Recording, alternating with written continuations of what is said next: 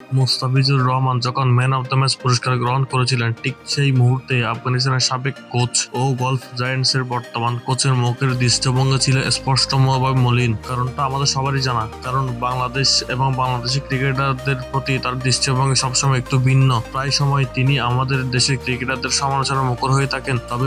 তবে সমালোচনা যাই থাকুক, মাঠের পারফরমেন্সই শেষ কথা। আজকের ম্যাচে দুর্দান্ত এক জয় তুলে নিয়েছে দুবাই ক্যাপিটালস।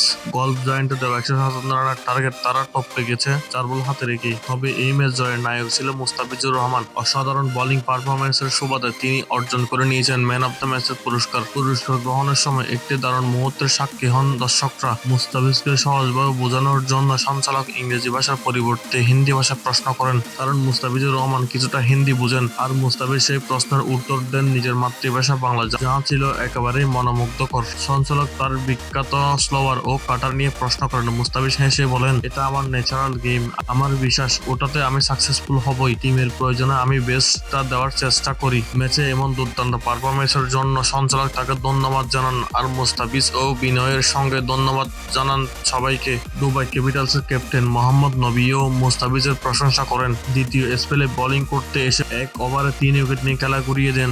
গলফ জায়ান্টের নামি দামি ক্রিকেটারদের একের পর এক ফিরিয়ে দেন তিনি, সেই সাথে ম্যাচের মোড় ঘুরিয়ে দেন। সব মিলিয়ে এটি ছিল মুস্তাফিজুর রহমানের আরেকটি স্মরণীয় দিন।